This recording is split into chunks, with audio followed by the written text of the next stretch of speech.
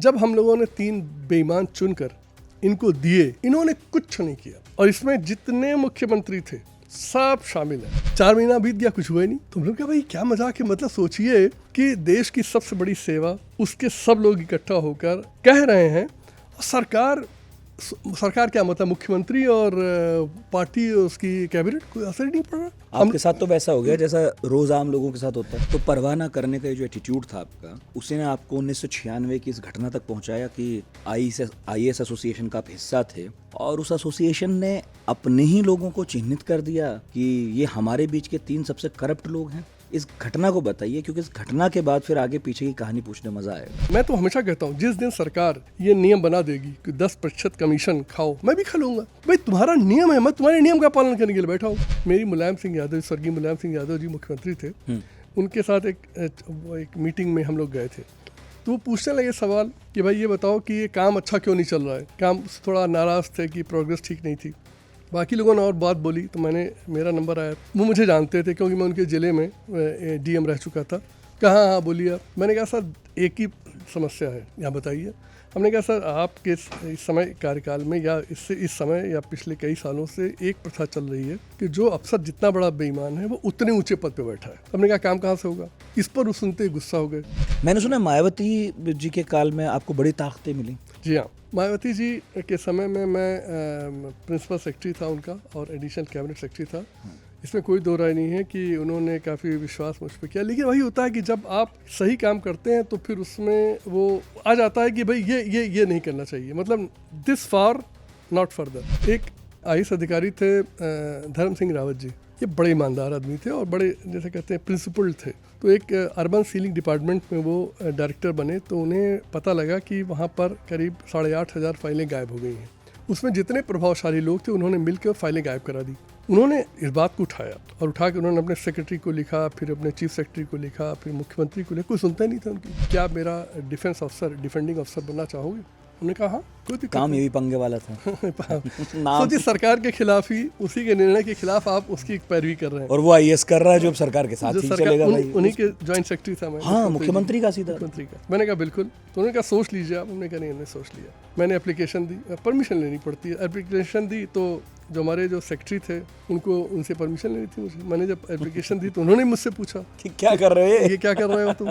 तो हमने कहा सर ठीक तो है, उसके साथ गलत हो रहा, डिफेंड करना चाहिए। तो उनका तुम उसका परिणाम जानते हो? हमने कहा सब जानता हूँ। इनका तो जो होगा इनका तो तुम्हारा तो होगा ही।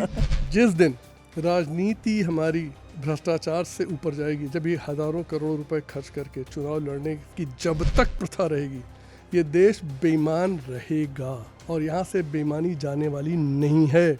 आपने बहुत सारे चुनावों के बारे में सुना होगा, देखा होगा, छोटे मोटे लड़े भी हों, क्या पता। क्लास मॉनिटर से लेकर प्रधानमंत्री तक के चुनाव हमने खूब देखे हैं, गौर किया है, कैसे लोग चुने जाते हैं, क्या काम होते हैं।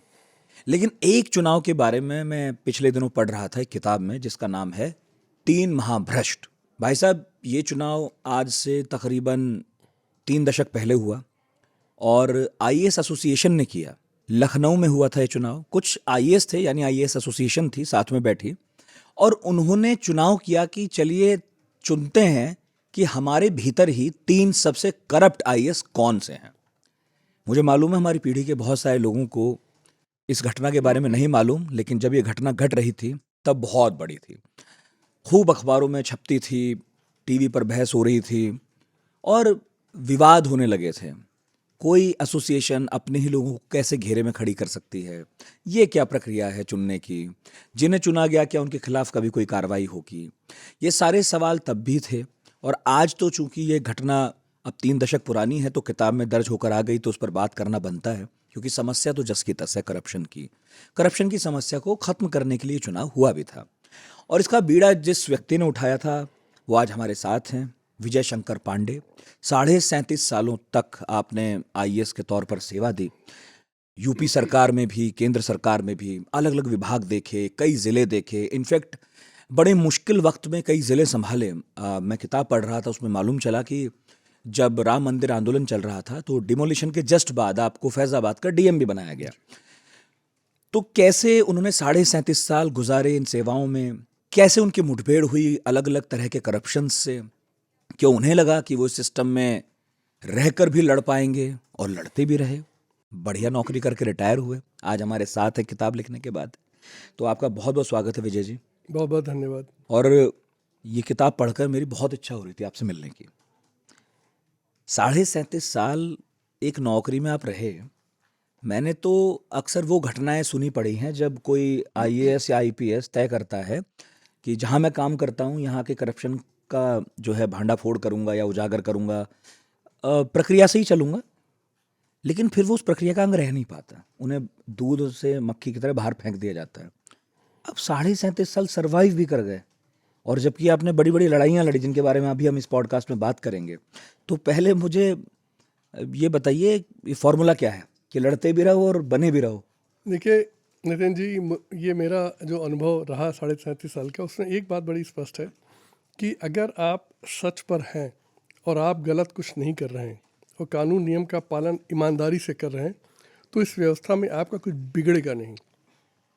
मैं ये बात हमेशा से अपने साथी लोगों के साथ और बाकी जो लोग मिलते थे उनसे हमेशा कहता था कि ये भय जो है हम लोगों के मन में बैठा हुआ है, अरे भाई कुछ करोगे तो लोग नाराज़ हो जाएंगे, फिर ये हो जाएगा वो हो जाएगा। मैंने अपने अनुभव में पाया कि कुछ भी ऐसा नहीं होता अगर आपके मन में ये मोह ना हो कि मुझे बड़ी बड़ी कुर्सियों पे बैठना है और बड़े बड़े जैसे कहते हैं इसमें आयोजनों में भाग लेना है और मुझे पूछा जाए, मेरी बात सुनी जाए। इस मोह को आपने अगर छोड़ दिया तो फिर आप इस देश में अभी भी जो सही करना चाहते हैं, ईमानदारी से जीवन व्यतीत करना चाहते हैं, आप बिल्कुल कर सकते हैं।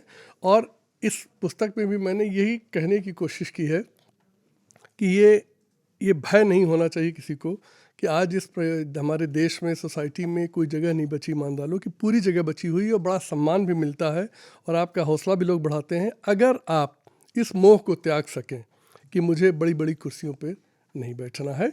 जहां मुझे रखा जाएगा, मैं एक पब्लिक सर्वेंट हूं, मुझे आप सैलरी देते हैं, सरकार की मर्जी जहां वो रखे। अगर इस मोह से ये आपको मोह नहीं है तो फिर जैसा आपने प्रश्न पूछा, आप बिल्कुल सर्वाइव कर सकते हैं, बड़ी प्रसन्नता के साथ आप अपना जीवन जो है काट सकते हैं और काफ़ी कुछ अचीव भी कर सकते हैं। आपकी ना यात्रा पर आऊँगा, बहुत इंटरेस्टिंग है। 3 मुख्यमंत्रियों के साथ आपने काम किया, उनके जिक्र भी इसमें हैं। आपने अपने पिताजी के बारे में लिखा है, वो जज थे, और साथ में आपने ये भी बताया कि बहुत ईमानदार थे, और कैपिटल पनिशमेंट के बारे में भी कुछ लिखा था।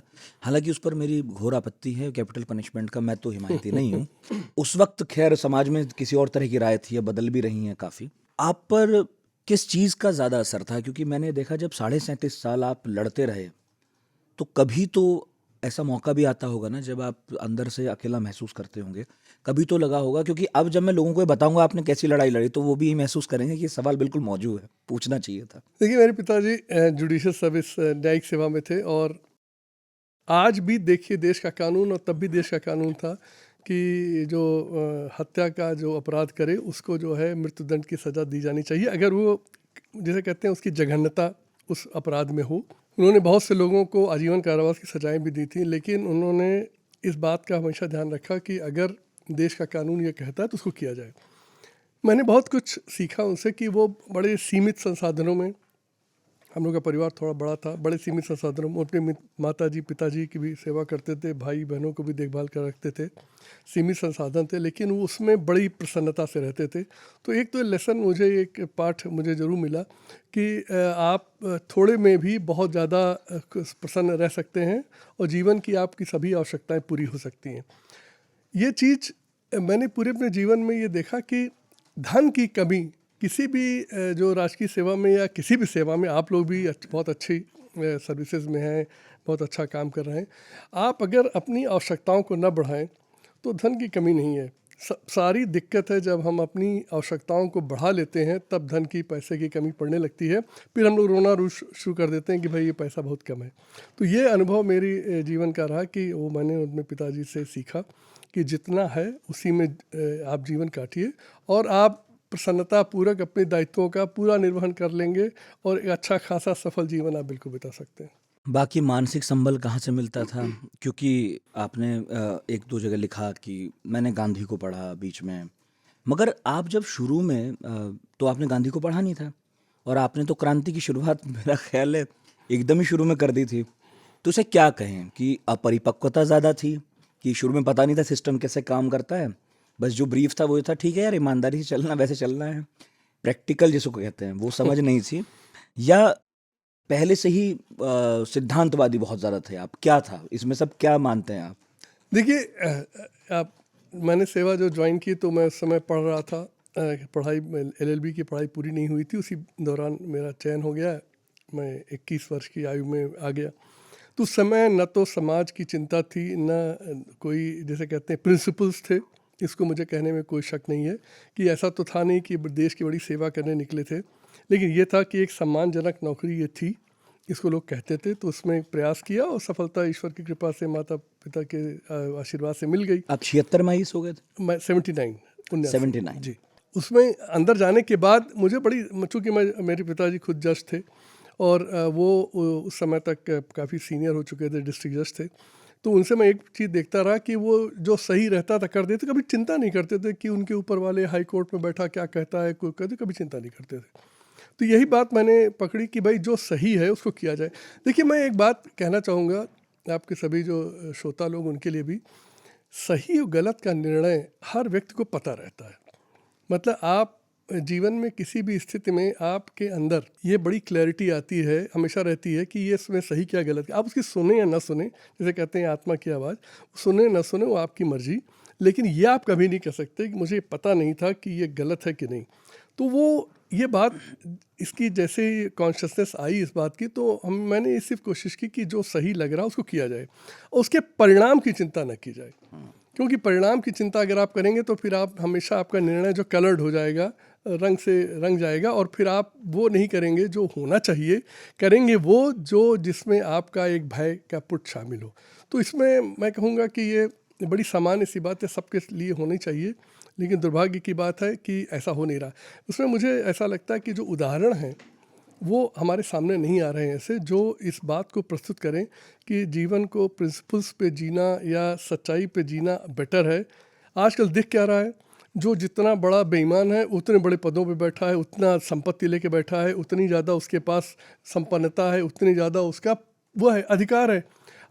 तो लोगों को बड़ा कन्फ्यूजन है कि आखिर किस रास्ते पे चला जाए, क्योंकि जो सही पे चलता है उसका तो कुछ होता ही नहीं, और जो जितना ज़्यादा झूठा, फरेबी, धोखेबाज है वो उतनी ही बड़े पर बैठा हुआ है।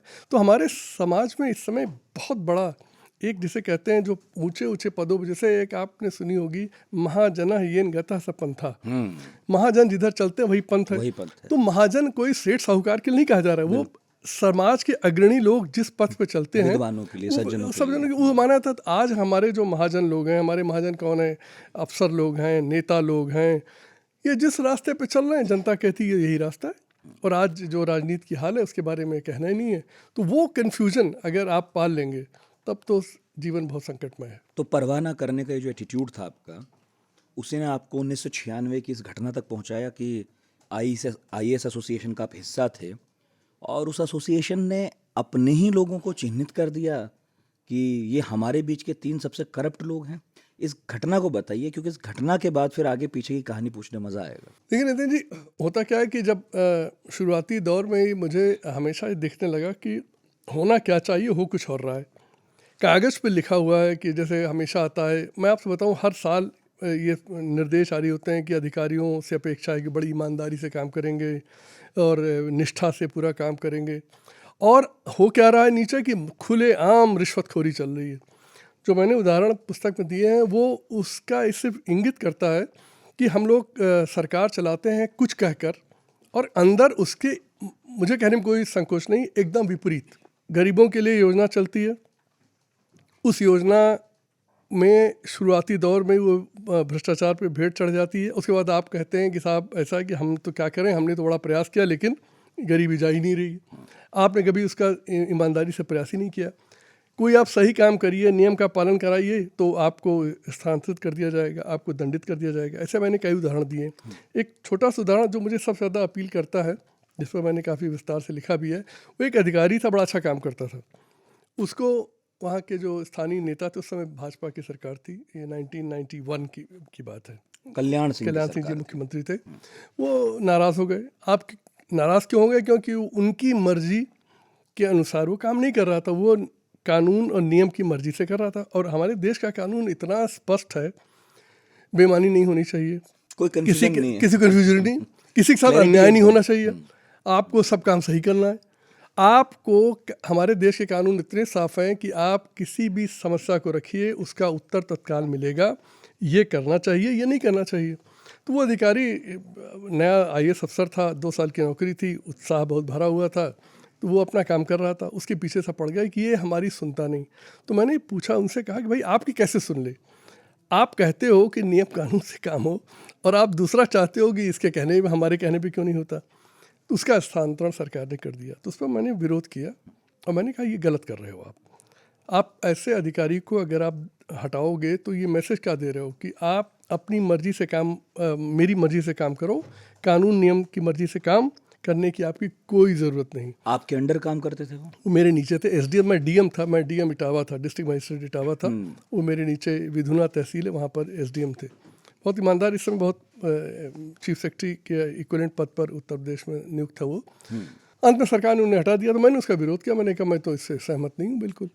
सरकार ने उनको रिलीव कर दिया, मैंने उसको भी आदेश की अवहेलना की, क्योंकि मैं इस प्रयोग, मैंने जो सत्य के प्रयोग पुस्तक पढ़ी थी, तो मुझे लगा कि कुछ चीज़ों पर जीवन में प्रयोग किए जाने चाहिए और टेस्ट करना चाहिए सिस्टम को, ये आखिर करता क्या है। मैंने नहीं माना, खैर मुझे दंडित किया गया, मुझे हटाया गया। ज़्यादा एडवेंचर नहीं इसमें। मुझे दंडित कि DM जो है CM का आदेश नहीं मान रहा है, अपने SDM को रिलीव ही नहीं करता है। अब आप इसको जब कभी किसी को कहेंगे तो उसके सामने बड़ा कौतूहल पैदा होगा कि ये तो गलत हो रहा है।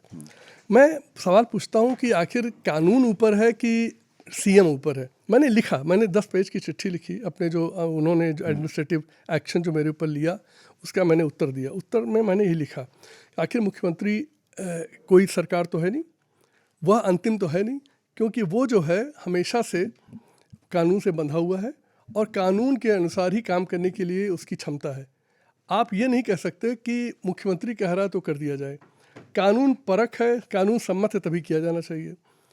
अंत में यही हुआ कि उन्होंने दंडित कर दिया, सरकार ने मुझे दंडित कर दिया, लेकिन पब्लिक सर्विस कमीशन में ये मामला रिफ़र हुआ, क्योंकि IAS अफसर को दंडित करने से पहले आपको UPSC को भेजना पड़ता है। तो वहाँ पर जो भी लोग बैठे थे उन्होंने कहा नहीं, ये अधिकारी एकदम सही कह रहा है कि भाई आपने उसको बिना कारण बताए क्यों दंडित किया। कारण बता, मैं एक ही चीज़ पूछ रहा था कि वो स्थानांतरण करने का कारण क्या है, और उन्होंने आपको लिखकर भेजा कि बताना ज़रूरी नहीं है। बताना ज़रूरी नहीं। तो मैंने कहा उन्होंने सरकार के लिए बताना ज़रूरी नहीं। हमने कहा सरकार कौन है, क्या आप समझते हैं मुख्यमंत्री सरकार है? तो कहने का मेरा तात्पर्य यह है कि अगर आप सच पर आगे बढ़ें तो बहुत सी चीज़ें खुद भी समझ में आती है और लोगों को भी समझाने में उससे मदद करती है। इन सब चीज़ों को देखते देखते मेरे मन में विचार बना, ये कौन सी व्यवस्था में हम लोग काम कर रहे हैं जहाँ पर सही करने पर आप दंडित हो जाते हैं, और उसी समय जो लोग और ज़िलों में खूब बेईमानी कर रहे थे, रिश्वतखोरी कर रहे थे, वो 3-3 साल 4-4 साल तक नियुक्त रहते थे। तो ये प्रश्न मेरे मन में उठा कि आखिर कुछ किया जाना चाहिए। तो मैंने इस पर चर्चा शुरू की, लोगों से बात करना शुरू किया। तब तक मेरी सर्विस के करीब 13-14 साल हो चुके थे। आपको ऐसे नहीं कहते थे नेगेटिव अप्रोच का आदमी? बिल्कुल पूरा, मतलब मैं आपसे बताऊं, सब चल रहा है, पता नहीं ये सब के बारे में क्या ये क्या। मैं आपसे बताऊं, एक बीच में मैंने एक उदाहरण दिया है। मैं डिस्ट्रिक्ट मजिस्ट्रेट था सीतापुर जिले का। वहाँ मैंने देखा कि वहाँ पर जो विकास के जो डेवलपमेंट वर्क्स होते हैं उसके काम हुआ नहीं, उसके आंकड़े बता दिए जाते थे। ये बात सन 87 की बता रहा हूँ। सोचिए आप देश की क्या हालत हो चुकी होगी आज तक, जब 87 में ये हालत थी। आप मान रहे हैं कि ज़्यादा बुरी हुई होगी? निश्चित तौर पे देखिए, वो जब आप ढलान पर आप रोक नहीं रहे हैं तो गाड़ी जब ऊपर से उतरेगी तो ढलान पर और साथ और तेज भागेगी। बिल्कुल निश्चित, मुझे कहने में कोई संकोच ही नहीं इसको। जब हमने फर्जी आंकड़े रोका, मैंने सब ये सरकार को मैंने लिखत पढ़त में सब सूचित किया है कि ये फर्जी आंकड़े जा रहे थे, मैंने इसको रोक दिया। तुम वो जो हमारी जो परफॉर्मेंस थी नीचे गिर गई।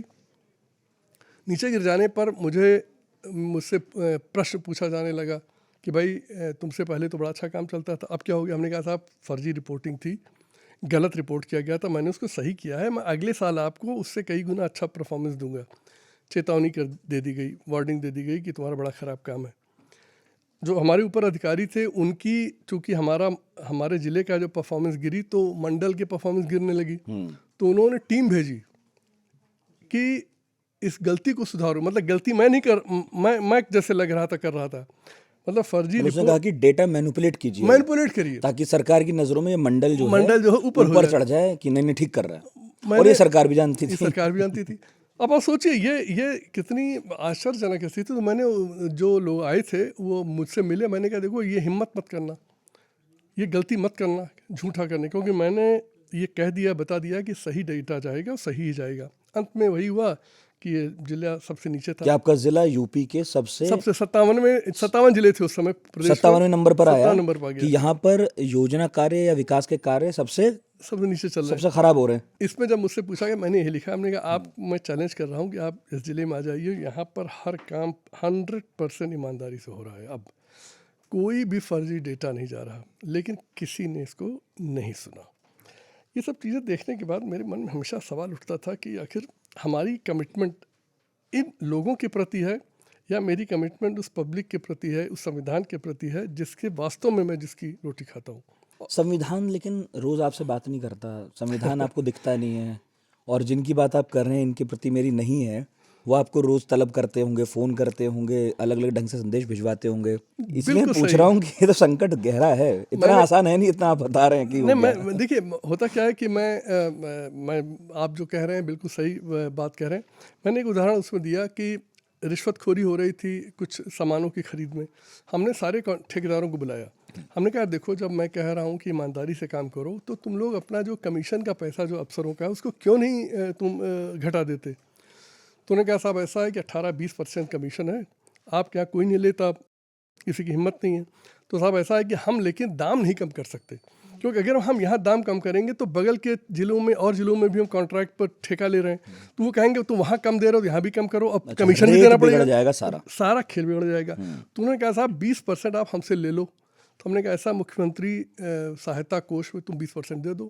उन्होंने दे दिया, मतलब कमीशन वहाँ जमा करा करो। मैंने जमा करा, मैंने सरकार को चिट्ठी लिख के सूचित किया, ये रहा 20% कमीशन का पैसा, और ये कमीशन का पैसा उन्हीं ठेकेदारों ने कमीशन जो देना था अफसरों को नहीं दिया, और ये बच गया, ये आप रख लो, आपको रख लो, लगाओ विकास हाँ कार्य में। वो विकास कार्य में लगाओ आप।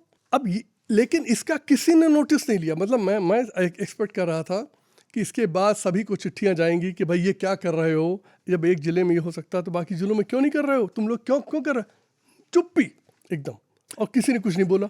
इन सब चीज़ों को देखने के बाद मुझे बड़ा दुख होता था, बड़ा कष्ट होता था। इस दौर तक भी जबकि आप बात कह रहे हैं, तब तक भी आपको क्या लगता है, इमेच्योरिटी थी आपकी सिस्टम के साथ ना चलना, या आप पक्के सिद्धांतवादी हो चुके थे? वैसे व्यक्ति जो सोचता है सिद्धांत केवल पढ़ने की चीज़ नहीं है, लागू करके भी देखना चाहिए। नहीं, मुझे हमेशा लगता था कि मैं किसी भी गलत काम का भागी या उसका मैं साझेदार नहीं बनूंगा। इसलिए नहीं बनूंगा कि ये मेरी जिम्मेदारियों में नहीं है। मैं तो हमेशा कहता हूँ, जिस दिन सरकार ये नियम बना देगी कि 10% कमीशन खाओ, मैं भी खा लूँगा। भाई तुम्हारा नियम है, मैं तुम्हारे नियम का पालन करने के लिए बैठा हूँ, तुम मना दो। तुमने कहा है कि 1 पैसे की भी रिश्वत अलाउड नहीं है, तो मेरा धर्म है 1 पैसे की रिश्वत अलाउड नहीं। इससे मुझे याद आया कि जब हम मेरठ में थे तो हमने देखा था वहाँ ना एक एसएसपी आवास था, बहुत बड़ा। तो उनके एसएसपी तो पूरे में घूमता भी नहीं होगा, इतना बड़ा आवास, अंग्रेजों के समय से शायद दिया हुआ होगा। अंग्रेजों का समय का। और मैंने अपने एक बार दोस्त से पूछा, हम तो कभी अंदर गए नहीं थे, तो मैंने कहा भाई कितना बड़ा है, क्या है, तो उसके कोई लोग काम करते थे, मम्मी या कोई, तो वो जाते रहते होंगे। तो उसने कहा कि इतना बड़ा है, तो उसने शायद बताया था कि इसमें ना खेती कर सकते हैं। तो मुझे अतिशयोक्ति लगी। आपकी किताब पढ़कर पता चला कि सरकारी अफसरों को इतने बड़े बड़े घर मिलते हैं, साथ में इतनी बड़ी ज़मीनें लगी हुई मिलती हैं कि उसमें लिटरली खेती होती है, और उसमें जो पैदा होता है, मतलब पैदा तो अलग बात है, जो उसमें लोग पैदा करते हैं, जो किराए पे लेते हैं उस जमीन को, वो पैसा उन अफसर महोदय को दिया जाता है और अपनी जेब में रख लेते हैं। जी हाँ, ये पूरे प्रदेश का, क्या पूरे देश का कल्चर है, अभी भी है। जी हाँ, अभी भी है, बिल्कुल है। मैंने जब मुझे जब ये पहली बार ये मिला, ये तो सैलरी से ज़्यादा हो जाता होगा। काफ़ी कुछ। जैसे आप जिन जिलों की बात करें, कुछ जगहों पे इतनी ज़्यादा है कि उसके सामने सैलरी कुछ नहीं है। तो देखिए, ये सब वो सिम्टम है, वो संकेत हैं कि आपके सिस्टम में चीज़ें ठीक नहीं चल रही हैं। तो इन सब चीज़ों को देखने के बाद मुझे लगा कुछ करना चाहिए। मुझे ये नहीं पता था क्या करना चाहिए, लेकिन ये बात मेरे दिमाग में आ रही थी कि भाई इस चीज़ पर कुछ रोक लगे। उसी दौरान हम लोग को ये देखने को मिला, मुझे पर्सनली, कि कुछ अधिकारी इतने भ्रष्ट थे कि उन्होंने उस समय, मैं 90, 91, 92 की बात कर रहा हूँ, तो सैकड़ों करोड़ रुपए इकट्ठा कर रखे थे और सबको पता था। उनके महल बने हुए थे, उनके बारे में कहा जाता था बिना पैसे के काम नहीं करते और इसमें इतना पैसा ले लिया। और देखिए हम लोग सिस्टम के अंदर थे, तो जो चीज़ें आपको कभी पता नहीं लगेंगी वो हम लोग को रूटीन में पता लगती है बिल्कुल, कि कौन रोज़, कितनी हाँ। बेईमानी कर रहा है। आपको अपने ऑर्गेनाइजेशन पता लगेगा, बाहर नहीं पता लगेगा आपको। तो ये देख के मुझे बहुत कष्ट होता था। मैंने कहा भाई कुछ करना चाहिए। इसको लेके मैंने चर्चा शुरू की अपने अधिकारियों के बीच में।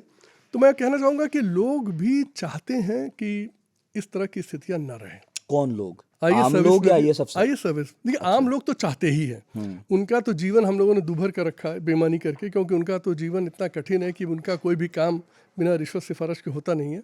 लेकिन अंदर सेवा के अंदर भी लोग चाहते हैं। पैरेलल इकोनॉमी है रिश्वत की। रिश्वत की कितने पहले घर निगरानी- चल रहे हैं। घर चल रहे हैं, तो वो लोग भी चाहते थे कि कुछ होना चाहिए। तो मुझे जब बातचीत करने में मुझे लगा कि लोगों में ये भावना है कि भाई ये जो हो रहा है ठीक नहीं हो रहा है। लेकिन यही सब कहते थे क्या किया जाए, क्योंकि जो लोग भ्रष्ट थे उन्हें राजनीतिक संरक्षण खुल के मिल रहा था।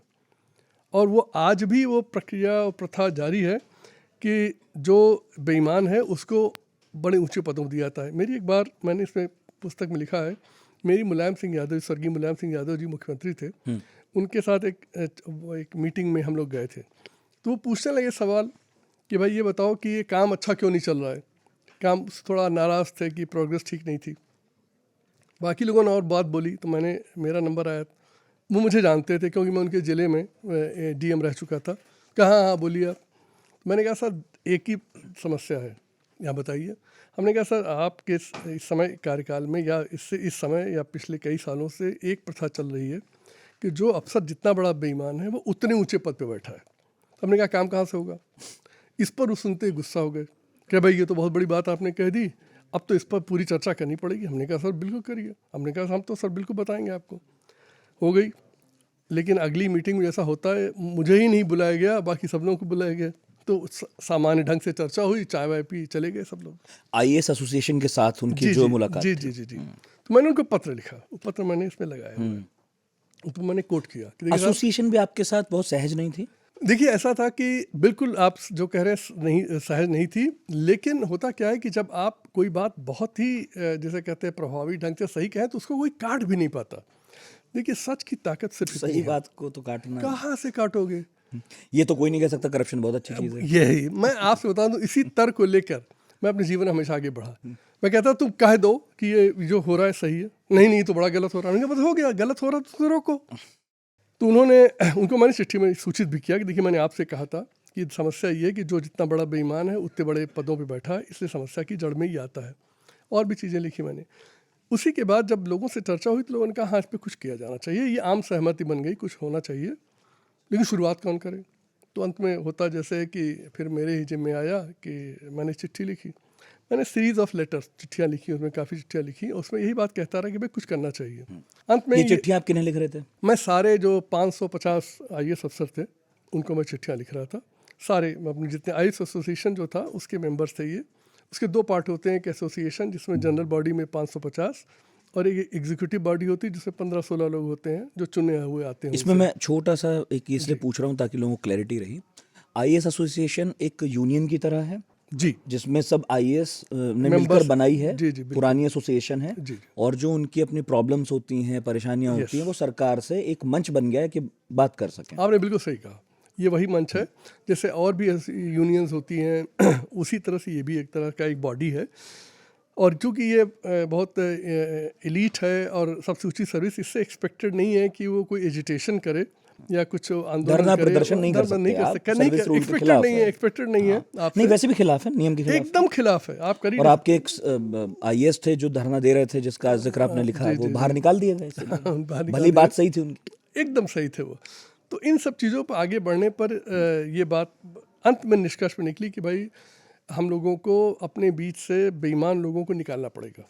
और ये निर्णय हुआ कि हर साल हम लोग 3 बेईमान लोगों को, सबसे बेईमान लोगों को चुनेंगे और चुनने की सबसे डेमोक्रेटिक प्रथा अपनाई जाए, जिससे कि किसी को कोई कहने का मौका ना मिले, मतदान हो। तो ये प्रस्ताव जो है शुरुआत में बहुत लोग, मैंने चिट्ठी लिखी थी, मेरी चिट्ठी है ये, लोगों को बहुत बुरा लगा, उस पर बहुत चर्चा हुई, लगभग 1 साल लोगों ने निकाला इस पर, लेकिन अंत में हम लोग मेजॉरिटी जो थी उसको कन्विंस करने में सफल हुए ये मान गए 550 अफसर कि हमारे बीच में हम अपने खिलाफ ही वोट करेंगे और सबसे 3 बड़े बेईमानों को निकालेंगे। चुनाएंगे और हर साल चुनेंगे, तब तक चुनेंगे जब तक कि ये बेईमानी हमारी सेवा से कम। देखिए इतना बड़ा ये प्रयास था, मैं इसको इंगित करना चाहूँगा, इतना बड़ा प्रयास था ब्यूरोक्रेसी की तरफ से बेईमानी को हटाने का, लेकिन इस प्रयास को विफल करने का अकेले जिम्मेदार है राजनीतिक तंत्र। जब हम लोगों ने 3 बेईमान चुनकर इनको दिए, इन्होंने कुछ नहीं किया, और इसमें जितने मुख्यमंत्री थे सब शामिल हैं। नहीं, पहले इसका बताइए, वोट हुआ फिर? जी हाँ, सबसे पहले इसमें इस पर हुआ कि क्या लोग चाहते हैं कि बेईमान 3 बेईमान चुने जाएं वोटिंग के माध्यम से। तो इसमें 2 फरवरी 1996 को सभा बुलाई गई, उसमें वोट हुआ, तो उस मेजॉरिटी ने कहा कि बिल्कुल होना चाहिए।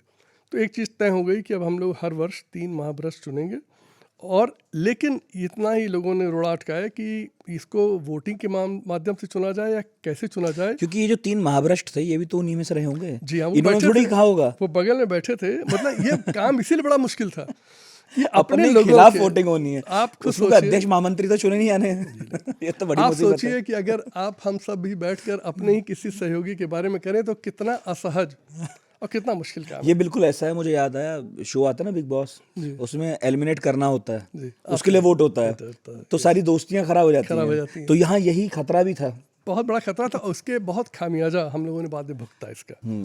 और जितने भी लोग इस कैंपेन में शामिल थे उन्हें बहुत कठिनाइयाँ आगे अपने करियर में करनी पड़ी। तो पहला जो चुनाव हुआ 2 फरवरी 1996 को, इसके बाद फिर ये कह दिया गया कि एग्जीक्यूटिव कमेटी ये तय करे कि चुनाव कैसे हो। तो हम लोगों ने अंत में सारे ऑप्शंस चुने, लेकिन ये अंत में एक यही निकल के आया कि सबसे ऑनेस्ट, डेमोक्रेटिक और स्वच्छ मेथड है वोट डालकर चुनना। फिर लोगों ने कहा इसको वोट कराइए इस पर, कि देखिए इस पर क्या लोग सहमत हैं। तो 4 अगस्त 1996 को फिर वोट हुआ इस पर। वोट पे फिर हम लोग मेजॉरिटी से जीते कि हाँ 3 महाभ्रष्ट का चुनाव इसी माध्यम से होना चाहिए, वोट डाल के होना चाहिए। पहली वोटिंग 14 उसमें दिसंबर। ये नहीं हुआ कि कोई आप ही को चुन ले? ये बात आई कि देखो ये बहुत खतरनाक खेल खेल रहे हो और तुम्हें ही चुन लिया जाएगा, खुन्नस में ही चुन ले। हाँ खुन्नस चुन ले। तो उसके लिए मैंने कहा कि ठीक है, अगर ये बॉडी यही चाहती है तो मुझे कोई दिक्कत नहीं, मैं स्वतः आज लिख के दे रहा हूँ कि मेरे सारे एसेट्स की जांच करा ली जाए, CBI से करा ली जाए, मेरी सहमति है, और मैं अपने को इस एसोसिएशन से अलग कर लूँगा, क्योंकि मैं इसमें रहने के काबिल नहीं हूँ जब मैं इतना भ्रष्ट हूँ। वोटिंग हुई, ऐसा कुछ नहीं हुआ, लोगों ने बेईमान ही चुने। ये रिमार्केबल अचीवमेंट था। एक भी और भी नाम थे, चूँकि ऊपर के 3 चुने जाने तो उसमें करीब 12-15 नाम थे। और ऊपर के 3 के नाम आप लेते हैं खुल के? हाँ, वो उसके बाद तो असेंबली में ही ये नाम सरकार ने डिस्क्लोज किए। हाँ, तो पब्लिक डोमेन में आ गया तो फिर खुल के लिए जाने लगे। तो आज की पीढ़ी को नहीं पता, बताइए क्या क्या नाम थे? वो थे श्री AP सिंह साहब थे, एक श्रीमती नीरा यादव जी थी, एक श्री ब्रजेंद्र। तो AP सिंह साहब भी अभी नहीं है, अब नहीं है, और ब्रजेंद्र जी उन दोनों। अच्छा, उन्होंने तो बड़ी आपत्ति भी जताई थी ना वोटिंग से पहले उन्होंने लिख कि के आप लोग जो है ये प्रक्रिया गलत है, ये नहीं होना चाहिए। तो AP सिंह वो अब नहीं रहे? नहीं रहे, और ब्रजेंद्र जी जो नंबर 3 पे थे वो भी नहीं रहे। वो भी नहीं रहे। और नीरा यादव वही हैं अगर मैं ठीक हूँ तो, जिनके विरुद्ध बड़ा विवाद हुआ अभी नोएडा अथॉरिटी वाला मामला, ये सब सुप्रीम कोर्ट से सजा हो गई थी, उन्होंने सजा काट के अब शायद बाहर हैं। उनको इसी भ्रष्टाचार के मामले बाकी 2 भी जेल गए कभी? ऊपर वाले भी गए थे, उनका डेथ जल्दी हो गई थी जो नंबर 3 पे थे, तो लेकिन जो नंबर 1 पे थे वो भी जेल गए। लेकिन ये एक सच है कि जब आपने चुना इसके बाद वो तीनों बड़े बड़े पदों पर पहुंचे। 3 तब तक उनकी सेहत खराब हो गई, ही वॉज नो मोर। लेकिन 2 लोग, देखिए यही मैं आपसे कहना चाहता हूँ कि दुर्भाग्य ये है कि जब ब्यूरोक्रेसी ने, जिसको कि भ्रष्ट कहा जाता है, सही कहा जाता है, बहुत बेईमान है इसमें, लेकिन उसने एक प्रयास किया अपने बीच से बेईमानों को हटाने का, और ये भी कहा कि हम लोग हर साल ये करते रहेंगे तब तक जब तक कि बेईमानी ख़त्म नहीं हो जाती। ये करके जब राजनीतिक तंत्र का हाथ मजबूत किया, उसके हाथ में अपनी सारी इज्जत सौंप दी और कहा कि देखो इनको दंडित करो, तब राजनीतिक तंत्र ने क्या किया, उनको मुख्य सचिव बना दिया 2 लोगों को। अब बताइए, मेरा प्रश्न है और आपके श्रोताओं से कि इस भ्रष्ट तंत्र को भ्रष्ट बनाने में भूमिका किसकी है ज़्यादा? लोग हमेशा ये नेता कह के निकल लेते हैं कि साहब हमारी क्या करें, अफसरशाही बड़ी बेईमान है। अब आप कैसे करेंगे जब उस अफसरशाही का सबसे ऊपर का तबका अपने को बेईमान खुद बता रहा और कह रहा हमारे बीच से बेईमानों को खत्म हम चुन करो, के देते हैं, हम चुन के तुम्हें बता रहे हैं, जिससे इन्हें तुम्हें सजा तक तो पहुंचाइए। जांच करने तक का काम इन्होंने नहीं किया। क्या हुआ था? हम लोगों ने अंत में हुआ क्या, मैं आपसे लिटी बताओ, हम लोगों से कहा गया कि भाई आपने नाम दे दिए, इससे थोड़ी होता है कुछ। अच्छा, ये कल्याण सिंह जी ने बयान दिया, कहा भाई ये साक्ष्य कहाँ है। अब सोच, साक्ष्य का जिम्मा अब हमारा काम, आप थोड़ी ही साक्ष्य हम ढूंढोगे। साथ थोड़ी जुड़ेंगे। हम लोगों ने जाके बताया, उनसे मिले, उनके सचिवालय मिले कि भाई तुम्हारी फाइलों में सब रखा है, क्योंकि हम लोग तो सिस्टम के पार्ट है ना, हमें तो सब पता है उन फाइलों में क्या क्या शिकायतें किसके खिलाफ हैं। हम लोगों ने गिना दिया कि ये स्कैंडल, ये स्कैंडल, ये स्कैंडल, ये स्कैंडल, इस फाइल में, इस फाइल में, इस फाइल में। हम ये निकालते क्यों नहीं हो? वो अपनी जिद पड़े रहे कि जब तक साक्ष्य नहीं मिलेगा हम कुछ नहीं करेंगे।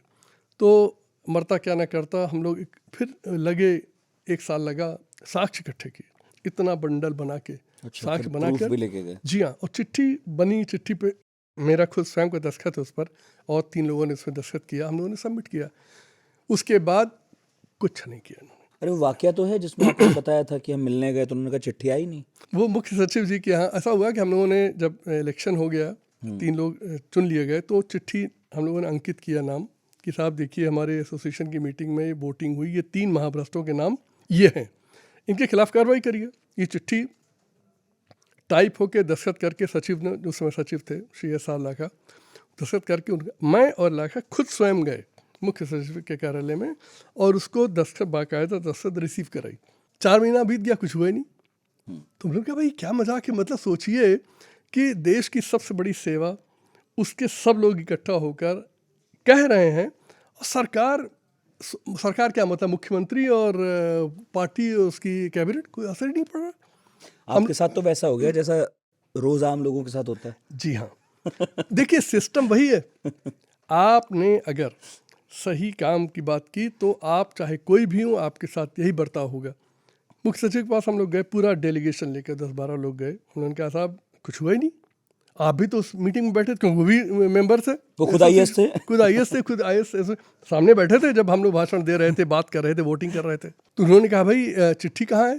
तो हमने चिट्ठी रख के दे दिया। तो उन्होंने कहा ये चिट्ठी तो हमें मिली नहीं कभी। तो हमने कहा आपके पास कौन चिट्ठी? उन्होंने एक चिट्ठी और रख दी जिसमें कोई नाम ही नहीं था। ऐसी भी कोई चिट्ठी थी? उन्होंने दिखा दी।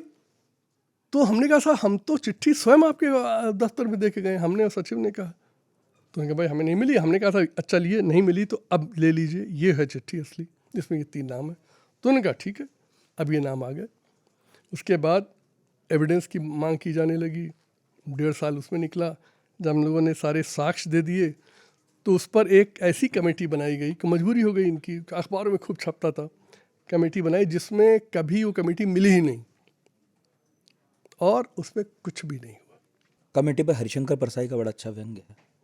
अब वो तो नहीं बता रहा हूँ, बस ये कह रहा हूँ कि बस कमेटी का वही हश्र हुआ जो कमेटी में हश्र होता है, हमेशा होता बनाई है। जाती आप लोग देख चुके हैं, किसी काम को ठंडे बस्ते में डालना हो, कमेटी बना लीजिए। नहीं तो सच इतना तेजी से बोलता है कि आपको किसी कमेटी की, किसी जांच पड़ताल की ज़्यादा से ज़्यादा 2-4 घंटे की ज़रूरत आपको पड़ती है।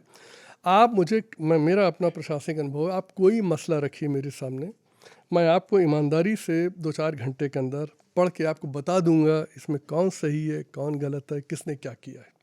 इससे ज़्यादा समय नहीं लगता सच तक पहुंचने में।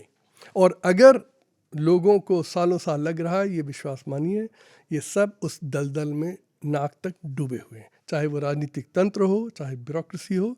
और मैं हमेशा, देखिए मेरा एक मिथ टूटा इस प्रयोग के बाद, जिसके बाद मेरा नज़रिया बदल गया चीज़ों को देखने का।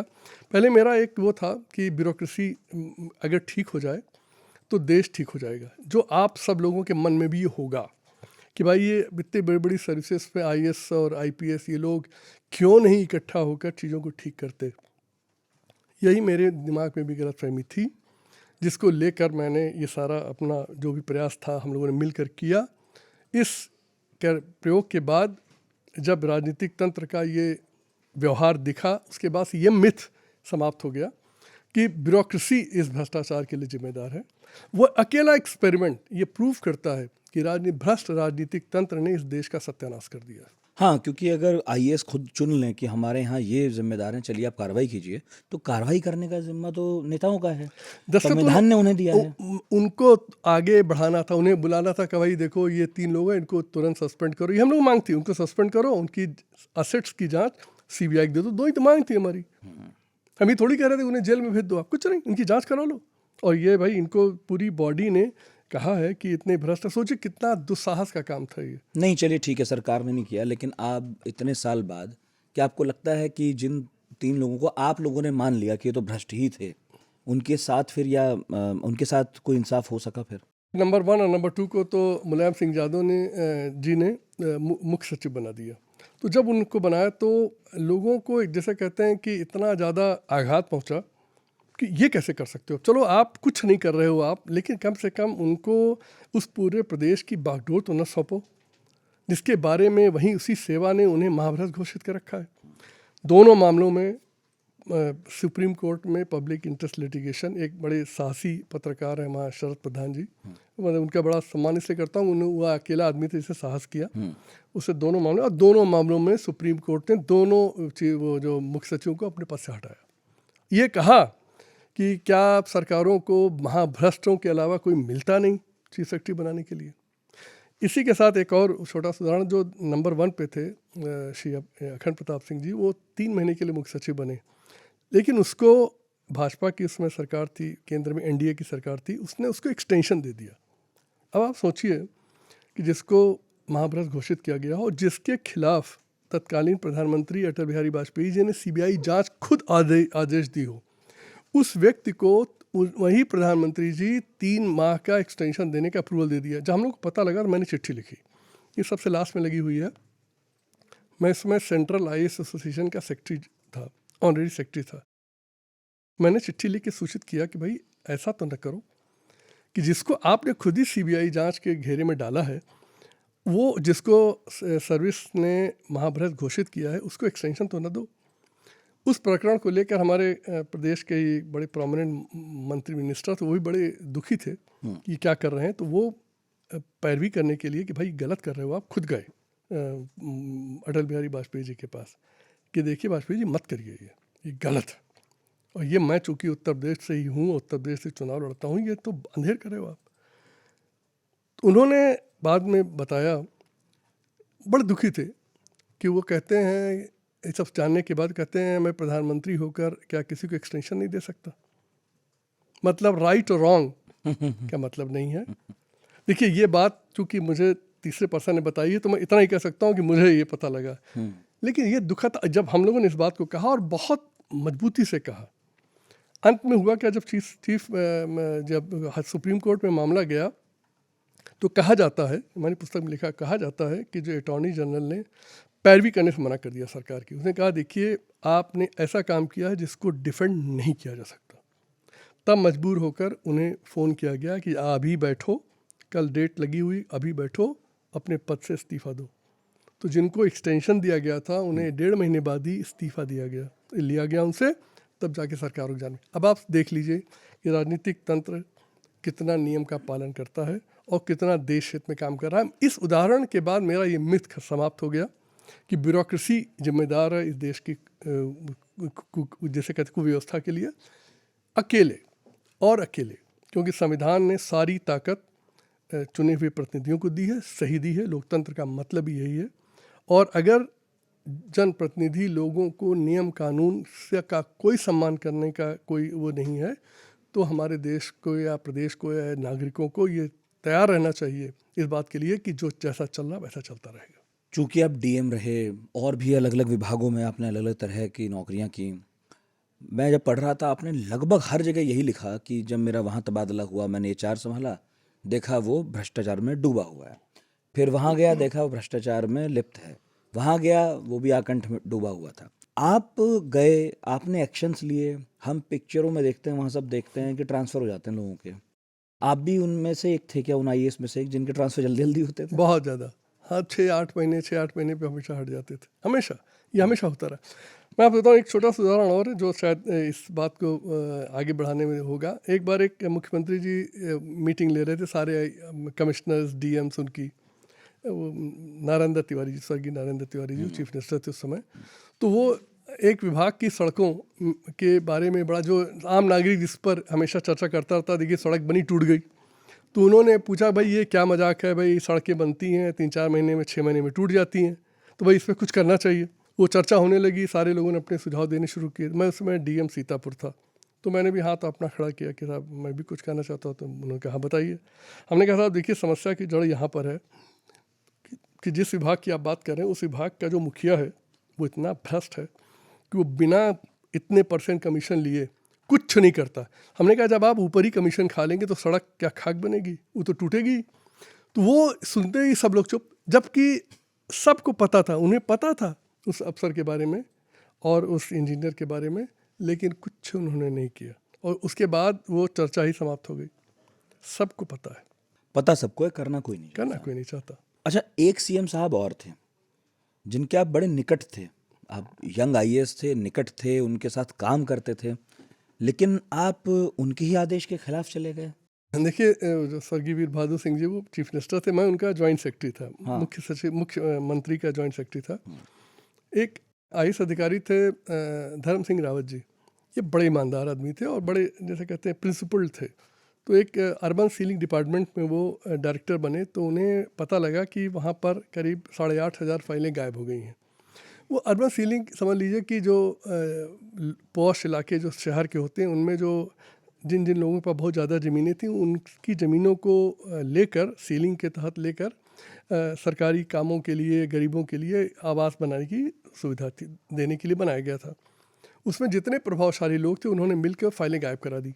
उन्होंने इस बात को उठाया और उठा के उन्होंने अपने सेक्रेटरी को लिखा, फिर अपने चीफ सेक्रेटरी को लिखा, फिर मुख्यमंत्री को लिखा, कोई सुनता ही नहीं था उनकी।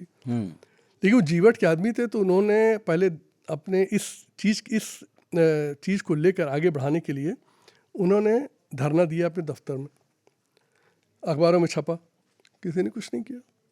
फिर वो पब्लिक स्पेस पर धरना दिया उन्होंने, जाकर गांधी जी की मूर्ति है वहाँ पर लखनऊ में, वहाँ पे बैठ गए। जब वो बैठ गए तो ये देश के इतिहास में ये पहली घटना थी। उसमें राजीव गांधी प्रधानमंत्री थे और वीर बहादुर सिंह जी चीफ मिनिस्टर थे। तो मुझे इतना दुख हुआ ये देखकर कि मैं जिस मुख्यमंत्री के साथ जॉइंट सेक्रेटरी था वो कुछ कर ही नहीं रहा है। तो मैं मिलने गया रावत जी से, मैं पहला और अंतिम अफसर था जो उनसे मिलने गया था। क्या उम्र थी उस वक्त आपकी? 30-32 के आसपास मैं उनसे मिलने गया। यंग आईएएस थे। जी जी बहुत पहले की बात है, ये 85-86 की बात है। तो मैं उसमें इससे 30 से कम ही था। तो मैं उनसे मिलने गया तो वो बड़े प्रसन्न हुए क्योंकि और कोई आ नहीं रहा था, प्रेस साथ बैठा था उनके। ये मैं हमेशा कहता हूँ फिर भी देश की ताकत अभी भी प्रेस में बची हुई है। मैं गया, बातचीत हुई। रात में मैं जब मुख्यमंत्री जी के पास मिलने गया अपने काम से, तो उन्होंने कहा भाई क्या तुम गए थे रावत से मिलने? हमने कहा सर गए थे। क्या तुम्हारा नाम इंटेलिजेंस की रिपोर्ट में आया? हमने कहा मैं गया था। तो थोड़ा इरिटेट हुआ, उन्होंने कहा कि वो क्या क्या क्या चाहता है वो? हमने कहा सर इतना ही चाहता है कि आप जांच करा लीजिए, 8,500 फाइलें गायब हुई हैं। तो कहे कि भाई इससे क्या होगा? हमने कहा सर ऐसा है कि इससे जो फाइलें गायब हुई वो मिल जाएंगी और आगे काम होगा। कह रहे कुछ नहीं बोले। कुछ दिन बाद वो सस्पेंड हो गए, वो सस्पेंड कर दिया उन्होंने। उसी दौरान आईएएस एसोसिएशन की मीटिंग थी, लगी हुई थी। तो जो मुझे लगता है कि कोई भी सरकार ये नहीं चाहती कि ये मैसेज जाए किसमें कि ब्यूरोक्रेसी उसके खिलाफ। तो उन्होंने ये देखा कि अगर एसोसिएशन की मीटिंग में ये बात उठी तो उनकी किरकिरी हो जाएगी। जिस दिन मीटिंग थी उससे एक दिन पहले फ़ोन आया कि आप कल सुबह 8 बजे आ जाइए। मैं 8 बजे चला गया, वहाँ उनके सचिव बैठे थे, मैं था, मुख्यमंत्री थे। उन्होंने कहा देखो भाई आज जो मीटिंग है उसमें कुछ होना नहीं चाहिए और इसके बारे में कोई चर्चा नहीं होनी चाहिए। देखो ये देख लेना। हमें बहुत मानते थे बेसिकली वो। उन्होंने कहा देखो तुम तो समझते हो सब चीज़, तो मेरे साथ काम कर रहे हो, होना नहीं चाहिए, ठीक नहीं जाएगा मैसेज इसका बिल्कुल। अब बहुत समझाया उन्होंने। कहा ठीक है सर। मीटिंग में हम लोग पहुँचे। विश्वास मानिए 10 बजे मीटिंग शुरू हुई, 1:30 बजे तक किसी ने नाम ही नहीं लिया उस इशू का। सब लोग अपनी मकान, टीए, डीए और ये होना चाहिए, ट्रांसफ़र ऐसे होना चाहिए, वैसे उन्हें बात करते रहे। मैं उस पल को याद हमेशा रखता हूँ। मुझे इतना ज़्यादा जिसे कहते हैं इरिटेशन और एजिटेशन मेरे अंदर पैदा हो गया कि मैं आई कुडंट होल्ड ऑन, मैं रुक नहीं पाया।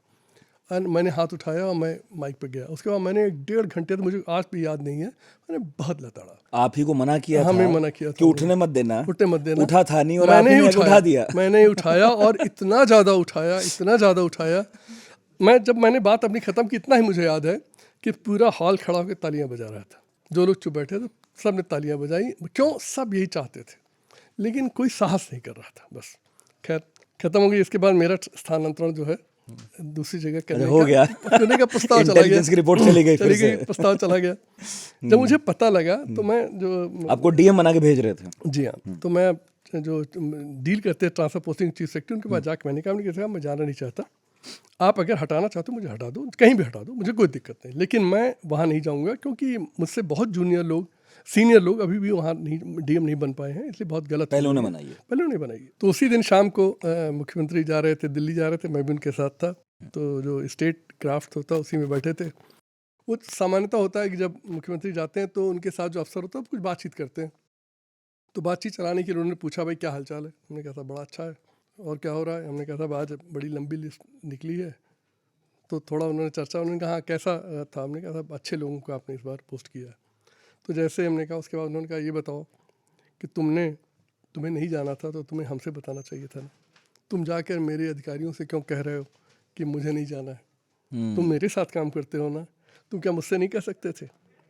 तो हमने कहा माना ये बात। हमने कहा हाँ साहब, ये बात तो आप सही कह रहे हैं, मुझे आपसे कहना चाहिए था, उनसे नहीं कहना चाहिए था। लेकिन उसके बाद भी मैं उनके साथ 1.5 साल लगभग काम करता रहा। आज की स्थिति होती तो मैं कह सकता हूँ कि उस अधिकारी का क्या होता वो कभी भूलता नहीं। आप तो एक कदम आगे भी गए। जब उन अधिकारी महोदय ने जिनके खिलाफ कार्रवाई हो रही थी, उन्होंने कहा कि आप मेरी तरफ से पैरवी कीजिएगा, जी, जिसे आप शायद डिफेंडेंट बोलते हैं। जी डिफेंड हुआ क्या कि ये जब इनको सरकार ने, मतलब वीर बहादुर सिंह जी ने चार्जशीट अपने अधिकारियों से कह के कराया, तो उस चार्जशीट हो जाने के बाद होता क्या है कि किसी आईएएस अधिकारी को, इनके रूल में ये है, परमिशन है कि आपको डिफेंड करने के लिए कोई वकील नहीं रख सकते, आप कोई अधिकारी ही आ सकता है। अच्छा, इसमें वकील नहीं इन्वॉल्व होता? वकील नहीं इन्वॉल्व होता, आप कोई अधिकारी आए तो आपको डिफेंड करिए। तो उन्होंने, उनसे मेरी बातचीत होने लगी, तो उन्होंने कहा, ऐसे एक दिन पूछा कि क्या मेरा डिफेंडिंग अफसर बनना चाहोगे? हमने कहा हाँ, कोई दिक्कत काम नहीं। ये भी पंगे वाला था। सोचिए, सरकार के खिलाफ ही, उसी के निर्णय के खिलाफ आप उसकी पैरवी कर रहे हैं। और वो आईएएस कर रहा है जो अब सरकार के साथ जो ही सरकार, चलेगा भाई। उन्हीं के जॉइंट सेक्रेटरी था मैं। हाँ, मुख्यमंत्री का सीधा। मुख्यमंत्री का। मैंने कहा बिल्कुल। तो उन्होंने कहा सोच लीजिए आप। हमने कहा नहीं, हमने सोच लिया। मैंने एप्लीकेशन दी, परमिशन लेनी पड़ती है। एप्लीकेशन दी तो जो हमारे जो सेक्रेटरी थे उनसे परमिशन लेनी थी मुझे। मैंने जब एप्लीकेशन दी तो उन्होंने मुझसे पूछा कि क्या कर रहे हो, ये क्या कर रहे हो तुम? तो हमने कहा सर ठीक तो है, उसके साथ गलत हो रहा, डिफेंड करना चाहिए। तो उनका तुम इसका परिणाम जानते हो? हमने कहा सब जानता हूँ। इनका तो जो होगा होगा। उनका तो तुम्हारा तो होगा ही। तो उन्होंने कहा आर यू रेडी? हमने कहा सर आई एम रेडी। तो उन्होंने दस्तखत कर दिया, जाओ करो।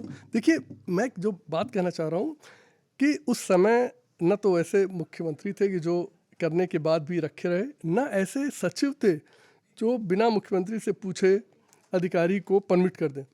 उसके बाद मैं 3 बार उनकी डेट लगी, मैं खड़ा होता था, सरकार के निर्णय की धज्जियाँ उड़ाता था, और अंत में मैंने आर्गूमेंट से सिद्ध किया कि साहब इन्होंने वही किया जो इस देश का कानून कहता है। जो लोग ये नहीं कर रहे हैं वो गलत कर रहे हैं, ये ठीक कर रहे हैं। जो जांच अधिकारी थे उन्होंने पूरी जांच को क्वैश कर दिया, समाप्त अच्छा। कर दिया। जी हाँ, बिल्कुल, उन्हें बरी कर दिया। बरी कर दिया, उनकी नौकरी जारी रही? जारी रही, और फिर रिटायर हुए 2 साल बाद। और आप भी लौट कर फिर अपना नौकरी पे आ गए नौकरी सीएम पे आ हाउस गए, की सीएम ऑफिस में। वाह। अच्छा, जैसे ब्यूरोक्रेसी का स्तर मेरा ख्याल है गिरता रहा होगा, आप ये मानते होंगे, नेताओं का भी गिरता रहा? बिल्कुल, दोनों का गिर रहा है। आप उस सोच के व्यक्ति हैं कि दोनों जो है पतनशील हैं? देखिए, मेरा व्यक्तिगत जो है, लोग इससे डिसएग्री कर सकते हैं। अगर राजनीतिक तंत्र या ऊपर बैठा आदमी अगर ठीक है तो नीचे वाला कभी कुछ नहीं कर सकता। जैसे आप उदाहरण ले, मेरे घर में सर्वेंट्स हैं, वो अगर चोर हैं, चोरी कर रहे हैं, तो मुझे क्या करना चाहिए? उन्हें अपने गले में लगाना चाहिए, उन्हें निकाल देना चाहिए? निकाल देना चाहिए। आप ऊपर बैठे, आपके हाथ पे अधिकार संविधान ने दिया है कि आप अधिकारियों को दंडित कर सकते हैं, डिसमिस कर सकते हैं, निलंबित कर सकते हैं। आप उन्हें गले लगा लेते हो। अब दोष किसका है? अधिकारी का दोष है कि आपका दोष है? विश्वास मानिए, जिस दिन राजनीति हमारी भ्रष्टाचार से ऊपर जाएगी, जब ये हज़ारों करोड़ रुपए खर्च करके चुनाव लड़ने की जब तक प्रथा रहेगी, ये देश बेईमान रहेगा और यहाँ से बेईमानी जाने वाली नहीं है। आप कोई हल ढूंढ लीजिए, कितना सीवीसी बना लीजिए, लोकपाल बना लीजिए। देखिए, जब लोकपाल आंदोलन चल रहा था, मैं इसके खिलाफ इतना लिखता था। मैं हमेशा कीप राइटिंग, न्यूज़पेपर्स उसमें आर्टिकल में लिखता रहता हूँ। मैं हमेशा लिखता था कि ये इतना बड़ा धोखा कर रहे हो आप देश के साथ, कि जो आदमी ये कह रहा है कि लोकपाल आने पर ये देश बदल जाएगा, उससे बड़ा झूठा फ्रॉड कोई नहीं। मैं लिखता था, पार्लियामेंट्री कमेटी को हम लोगों ने लिखा कि साहब ये मत करो, लोकपाल लाने की कोई ज़रूरत नहीं, इस देश का कानून इतना मजबूत है, यहाँ जो चाहो करो। लेकिन समस्या कहीं और है, समस्या है आपकी राजनीतिक तंत्र की। लोकपाल बने कितने साल हो चुके हैं, देश पे कोई फर्क पड़ा? लेकिन जो लोग ये धोखा करके आए थे वो मुख्यमंत्री बने बैठे और वही खेल कर रहे हैं, इसके खिलाफ वो आए थे। आप जानते हैं, इसके बाद भी आपने मुख्यमंत्रियों के साथ काम किया। वीर बहादुर सिंह चले गए, मुलायम सिंह यादव पहली बार मुख्यमंत्री जी बने। जी। उनसे भी कुछ तकरार हुई? मुलायम सिंह जी तो चूँकि मैं उनके ज़िले में डीएम था, डीएम थे। और उससे वहाँ पे जो भी, मैं बड़ा स्पष्ट कहूँ, जो जब मैं गया वहाँ पर तो उस समय शेषन जी बन गए थे चीफ इलेक्शन कमिश्नर। उन्होंने, आप लोग शायद भूल गए होंगे, 1991 में जब असेंबली का चुनाव हुआ था उत्तर प्रदेश का, तो 5 असेंबली में उन्होंने इलेक्शन को काउंटरमांड किया और देश में पहला काउंटरमांड इलेक्शन अच्छा वहाँ हुआ था। निरस्त कर दिया चुनाव, निरस्त कर और दिया कहा चुनाव, फिर से होगा। फिर से होगा। वो 5 असेंबली कंस्टिट्यूंसी इटावा की थी।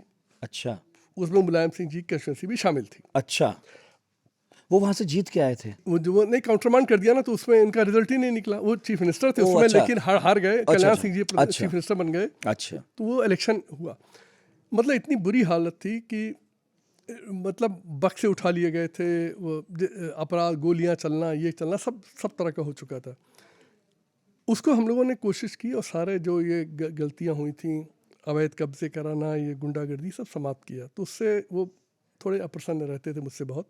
तो जब मुख्यमंत्री बनते थे तो उसका खामियाजा हम बार बार भुगतना पड़ता था मुझे।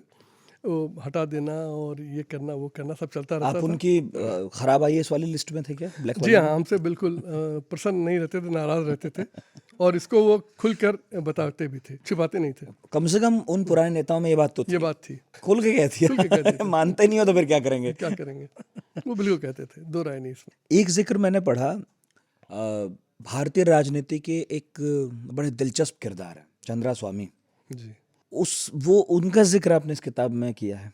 क्या हुआ था? देखिए, सन 1992 के 6 दिसंबर को बाबरी मस्जिद और राम जन्मभूमि के विवाद में जब वो ढांचा गिरा, तो उसके बाद मुझे 7 दिसंबर की रात में डिस्ट्रिक्ट मजिस्ट्रेट वहाँ बना के भेजा गया। तो जो स्थितियाँ थी वो देश में सब पता है आप लोगों को कि सारा कानून व्यवस्था ध्वस्त थी। धीरे धीरे चीज़ें सामान्य हुई। मार्च के एंड में एक मैसेज आया, उसमें राष्ट्रपति शासन था और नरसिम्हा राव कल्याण जी सिंह चले गए थे। कल्याण चले गए थे, डिसमिस हो गई थी, और नरसिम्हा राव जी प्रधानमंत्री थे। बिल्कुल। उस समय ये आया कि चंद्रा स्वामी जी यज्ञ कराना चाहते हैं, सोम यज्ञ। हमने कहा ठीक है, कोई दिक्कत नहीं। तो कहने आया था, निर्देश आया था कि उनके लिए जगह आइडेंटिफाई कर दी जाए। फैजाबाद में करना। फैजाबाद में करना, अयोध्या में। तो कुछ दिन बाद मैसेज आया कि नहीं, वो फला जगह पर वो यज्ञ करना चाहते हैं। उन्होंने खुद ही बताया कि इस जगह हम यज्ञ करेंगे। अब वो जगह जो थी, वो जो सारा उस वक्त कैंपस डिस्प्यूटेड था, पूरा वो था, उसमें उसके थे। अंदर था। हाँ। सिक्योरिटी जैसे कॉर्डन के अंदर था, और वो सरकारी ज़मीन थी। तो ये मेरा जो नियम कानून बने हुए थे इस देश में, ये था कि देखिए, सरकारी ज़मीनों पर अगर आप कोई भी किसी एक वर्ग को उसकी पूजा, उसकी अनुमति देते हैं, तो फिर एक तरह के प्रथा बन जाएगी, दूसरा वर्ग मानेगा तो उसको भी देना पड़ेगा आपको, क्योंकि आप तो सरकारी ज़मीन है, आप डिस्क्रिमिनेट कर नहीं सकते। तो मैंने इतना ही कहा, देखिए साहब, ऐसा है कि मैं वैसे बहुत मुश्किल है क्योंकि ये सिक्योरिटी कॉर्डन में है, लेकिन अगर आप इंसिस्ट करते हैं तो हम कर देंगे, लेकिन एक ही शर्त पे करेंगे कि आगे अगर दूसरे वर्ग ने भी वहाँ पर नमाज पढ़ने या अपना कुछ धार्मिक अनुष्ठान करने की अनुमति मांगी तो मैं उसको दूंगा। तो ये आया कि भाई ये तो आर्बिट्रेरी सवाल है, ऐसा तो होता नहीं है, ये ऐसे थोड़ी होता है, पालन कीजिए। हाँ, पालन कीजिए। हमने कहा नहीं, ये सब गलत बात है। हम इनको बहुत अच्छी जगह दे रहे हैं। हमने आइडेंटिफाई 4-5 जगह की, बहुत अच्छी जगह करके हमने कहा आप कराइए। करना पर उन्हें वही था। करना उन्हें वही था। तो अंत में गवर्नर साहब ने, तत्कालीन गवर्नर साहब ने राइटिंग में आदेश दिया कि एतद द्वारा अनुमति दी जाती है। अनुमति ही दे दी। अनुमति दे दी, जबकि अनुमति देने के अधिकृत नहीं थे, लेकिन डीएम तब को ही देनी थी अनुमति तो। दबाव उन पर इतना था। यही मैं व्यवस्था की जो दिक्कत है मैं आपसे बताना चाहता हूँ। मेरे सामने आया तो मेरा देखिए, देश के कानून के तहत इसका निर्णय लेने का अधिकार डिस्ट्रिक्ट मजिस्ट्रेट के हाथ में था। मैंने सब विचार के बाद उस अनुमति देने से मना कर दिया और निरस्त कर दिया उसे। उसके 1-1.5 घंटे बाद मेरा वहाँ से ट्रांसफ़र हो गया और लखीमपुर खीरी ट्रांसफ़र हो गया। कोई बात नहीं। सिर्फ ट्रांसफर ही होते थे, धमकियां भी देते थे कभी? अरे वो आप वो तो जीवन का पार्ट है। मतलब उसके बारे में मैं ज़्यादा खुल के नहीं कहूँगा। ये चीज़ें जीवन का पार्ट है। जैसे मैं लखीमपुर खीरी में डिस्ट्रिक्ट मजिस्ट्रेट था, वो आतंकवाद से प्रभावित था। हाँ। और मतलब स्थितियाँ थी कि 4 बजे के बाद कोई घर से बाहर नहीं निकलता था। जो हम लोगों ने कोशिश की, मैं रात भर फिर ट्रैवल करता था एट अ पर्सनल रिस्क, अपने जीवन के रिस्क पर करता था। लेकिन ये मेरा मानता हूँ कि ये ड्यूटी का मेरा पार्ट था कि अगर कुछ हो जाता तो हो जाता, क्या करिएगा। लेकिन दोस्त यार तो समझाते होंगे, सब कहते हैं। परिवार के लिए भी तो लगता होगा, अपना तो ठीक है। चलिए देखिए, होता क्या है कि जब आप एक ढंग से जीवन पे चलते हैं तो सब कुछ समझ में आने लगता है कि आखिर आप कर क्यों रहे हैं। अगर आपका ये उद्देश्य बन जाए कि आपको एक राइटियस पाथ ही फॉलो करना है तो कन्विंस करना समझ में आती है। आसान रहता है आसपास के लोगों को कि मैं जो कर रहा हूँ भले ही तुम्हें अजीब और अनोखा और अलग लग रहा हो, पर कर लेने दो, सही तो यही है। हाँ, सही तो यही है। बस मैं ये कहता था, ये सही तो यही है। अगर कुछ गलत हो तो बता दो, मैं हमेशा चेंज कर दूंगा उसे। और किसी मुख्यमंत्री की गुड लिस्ट में भी रहे आप वीरभद्र सिंह के अलावा? वीर बहादुर सिंह जी, मैं कुछ दिन वीर बहादुर। मायावती जी से का प्रिंसिपल सेक्रेटरी था, लेकिन फिर उन्होंने भी हटा दिया मुझे। मैंने सुना मायावती जी के काल में आपको बड़ी ताकतें मिली। जी हाँ, मायावती जी के समय में मैं प्रिंसिपल सेक्रेटरी था उनका और एडिशनल कैबिनेट सेक्रेटरी था। इसमें कोई दो राय नहीं है कि उन्होंने काफ़ी विश्वास मुझ पर किया। लेकिन वही होता है कि जब आप सही काम करते हैं तो फिर उसमें वो आ जाता है कि भाई ये नहीं करना चाहिए, मतलब दिस फार नॉट फर्दर, ये नहीं चलता। जो सही है सो सही है। हालांकि मायावती को एक ऐसी नेता के तौर पर देखा जाता है, उनकी छवि ऐसी है कि वो प्रशासनिक दृष्टि से बड़ी सख्त रहीं, बहुत सख्ती से पालन कराती थी चीज़ों का, खड़े खड़े निलंबित कर देती थी, ये सब हुआ।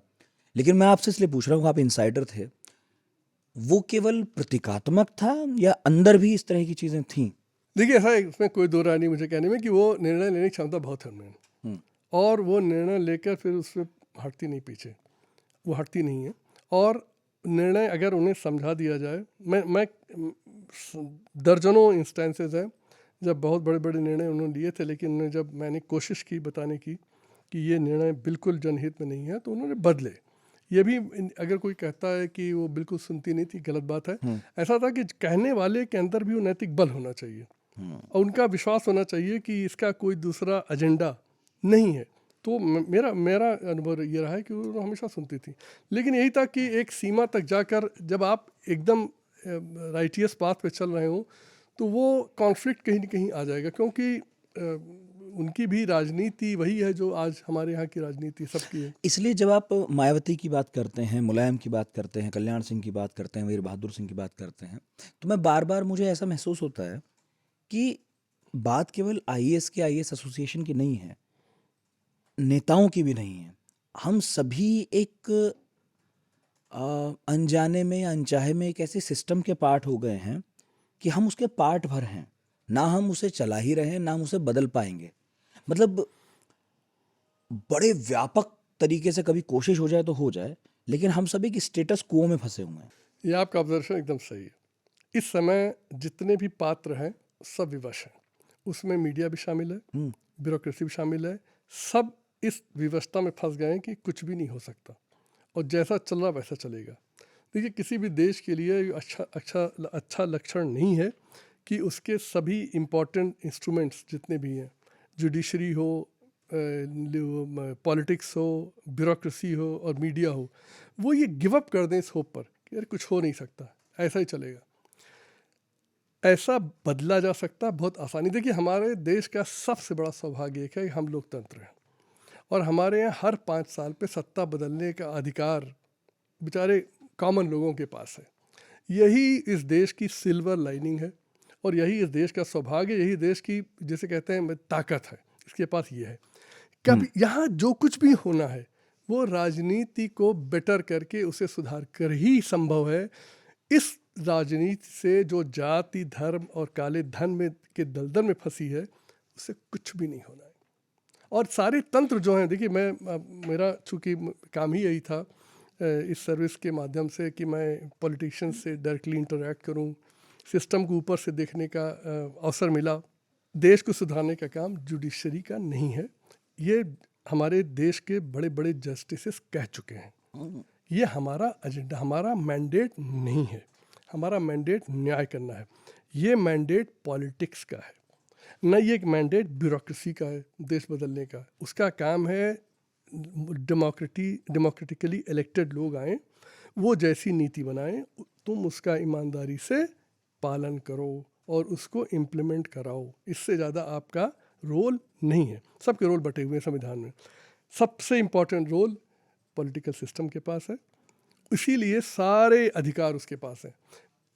जज नियुक्त करने के अधिकार भी उसके पास हैं, माने वो न माने। हाँ, वो तो ही कभी मुठभेड़ चल रही है, लेकिन अंत में दस्तखत वही करते हैं। भाई संविधान से बाहर तो जज भी नहीं जाएंगे। पब्लिक से संविधान चेंज करना, उसमें कुछ ऐड ऑन करना, हटाना, वो अंततः तो संसद है। संसद यहाँ सर्वोच्च है और इसलिए पब्लिक सर्वोच्च है। एक ही काम अगर लोग सोचते हैं इस देश को और बेटर बनाने का, देखिए हम लोग कहते हैं कि भाई क्या कर लोगे, क्या होना चाहिए। मेरा यही तर्क इसमें हमारे जो 3 मोस्ट करप्ट में के दौरान भी आया था, वो ये था कि सभी तो भ्रष्ट हैं, तो ये 3 महाभ्रष्ट क्यों चुन रहे हो। तो हम लोगों ने तर्क, जैसे उन्होंने ये तर्क दिया कि देखिए मिठाई के डब्बे भी तो लोग लेते हैं, डायरियाँ भी तो लेते हैं, तो हम लोगों ने तर्क दिया कि देखो भाई ऐसा है, पहले आप सब लोग जो बहुत बड़े बड़े बेईमान हो, वो पहले मिठाई और डायरी के लेवल के करप्शन पे आ जाओ, ठीक है। पहले यहाँ तो आओ, तुम तो एक तरफ डकैत है, एक तरफ डायरी वाला है, उसको तुम तुलना नहीं कर सकते। पहले यहाँ आ जाओ, फिर हम लोग ये भी बंद कराएंगे। हाँ, मतलब कत्ल करना और गाली देना दोनों दोनों एक अपराध नहीं है। बहुत अच्छा आपने उदाहरण दिया। इसी तरीके से यहाँ पर है कि आप जो हैं हमारा, देखिए हमारी पृथ्वी पर 20, 25, 30 ऐसे देश हैं जहाँ पर सिटीजन्स को बिना रिश्वत सिफारिश के सारे काम हो जाते हैं। सारे लोगों की जीवनचर्या में कोई व्यवधान नहीं डालता, उनका जीवन आराम से चलता। देखिए इसीलिए यहाँ का जो भी यूथ है, पढ़ा लिखा, IIT उसका या बड़े, क्यों विदेश भाग रहे हैं लोग। उनसे मैं पूछता हूँ कि तुम क्यों इस देश को छोड़ के जा रहे हो। कहते हैं यहाँ जीना कम से कम बहुत आसान है, यहाँ तो जीने नहीं देते आप, हर चीज़ के लिए आप रोड़ा अटकाते हो, इसको बंद कर दो, कोई नहीं जाएगा। तो हमारे अगर पृथ्वी पर 25-30 देश भी ईमानदार हैं, सो कॉल्ड मतलब बहुत बेटर हैं आपसे, तो आप भी हो जाइए ना, पहले वहाँ तक पहुँचिए, फिर हम लोग और ठीक करेंगे उसको। तो विजय शंकर पांडे जी, बात ये है कि आपकी किताब पढ़ने के बाद, आपसे बात करने के बाद 2 तरह के नज़रिए मेरे नज़दीक हैं। एक तो ये कि इतना बड़ा IAS अधिकारी, इतना ताकतवर IAS अधिकारी, इतनी स्ट्रॉन्ग पारिवारिक बैकग्राउंड जिसकी है, सिद्धांतों से भरपूर, लबरेज, ऊर्जा से भरपूर, लबरेज, किसी भी एडवेंचर के लिए आतुर, उसने इतनी मेहनत की, इतनी हिम्मत की। IAS एसोसिएशन जिसके बारे में हमारे मन में हमेशा से यही रहा कि ये तो कुछ नहीं करते, आपने उसे भी मजबूर कर दिया कि वो कुछ करे, लेकिन अंततः कुछ नहीं हुआ और आप खुद मानते हैं कि भाई इतनी मेहनत के बाद भी कुछ हुआ नहीं। एक तो ये तस्वीर है। दूसरी तस्वीर ये है कि आप भी उसी का हिस्सा थे, उसी सिस्टम से आए, लेकिन उसी सिस्टम में रहते हुए आपने ऐसी लड़ाइयाँ लड़ी, आपसे कितने सारे लोग जो हैं उन्होंने प्रेरणा पाई होगी। और जो बिल्कुल भी सिस्टम आगे बढ़ने को राज़ी नहीं था, वो सन 96 में कम से कम यहाँ तक पहुँचा कि उसने वोट करके अपने ही अंदर से 3 लोगों को सामने ला खड़ा किया। भले ही लीगली कोई प्रोसेस ना हुआ हो, लेकिन 3 नाम खुलेआम ले लेना ये एक बहुत बड़ी बात थी और उस वक्त भी लोगों को उसने प्रेरणा दी होगी। मुझे लगता है आपकी कहानी सुनकर आज भी प्रेरणा मिलेगी कि ठीक है, एक बड़ी तस्वीर ना बदल सके, लेकिन अगर हमारे हाथ में कूची है तो जो हमारे हिस्सा है उसमें रंग भरा जाए। ये एग्जैक्टली। देखिए मैंने पुस्तक समाप्त की एक छोटी सी कहानी से, चिड़िया की कहानी से। वो इतनी प्रेरक है, वो मुझे भी बहुत प्रेरणा देती है। एक छोटी सी चिड़िया थी, गौरैया, जिस जंगल में रहती थी वहाँ जंगल में आग लग गई। तो उसको आग से परेशान हुई, तो उसने किया क्या कि वो पास में झील थी, तो तो अपनी चोंच पे पानी भर कर लाती थी और आग पे डाल देती थी। एक कौवा बैठा था पेड़ पर, वो उसको देखता रहा, ये तो कई बार कर चुकी है। उसको देख के हंसा, और जब वो पास है उसने कहा, तुम मुझे समझ में नहीं आ रहा है कि तुम्हारी चोंच पर पानी से ये जंगल की आग बुझने वाली नहीं है, इसे कुछ नहीं होगा, तुम ऐसा कर क्यों रही हो? तो उसने कहा, देखो ऐसा करने के मेरे पास कई कारण हैं। सबसे पहला कारण ये है कि इस जंगल में आग लगी है, मेरे हाथ में जो कुछ भी है, जो आपने कहा, मैं कम से कम वो कर रही हूँ। दूसरा, मैं अपना ये करके मैं ये बता दे रही हूँ कि मैं आग लगाने वालों में नहीं हूँ, मैं आग बुझाने वाले में हूँ।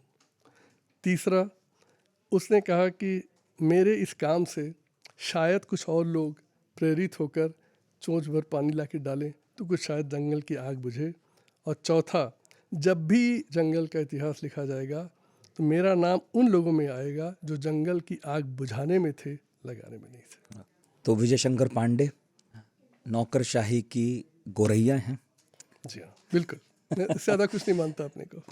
और ऐसी और गौरैया पैदा हों, और अब तो शायद और ज़्यादा ज़रूरत है, जब इस नौकरी को इतने ताम झाम से पेश किया जाता है, जो है बस एक नौकरी ही। सिर्फ नौकरी, ठीक है, पब्लिक सर्वेंट है, पब्लिक सर्वेंट हैं, बहुत सारी सुविधाएं मिलती हैं, उनके हाथ में बड़ी ताकतें हैं, लेकिन वो महिमा मंडित कर वो दिया इतना। नितिन जी, वो कानून की ताकत है, किसी अधिकारी की ताकत नहीं है। कानून ताकत है, उसको आपको चलाने के लिए ताकत दी गई, आपके लिए नहीं। और जो कानून ताकत देता है, उस कानून का रिस्पेक्ट होना ज़रूरी है।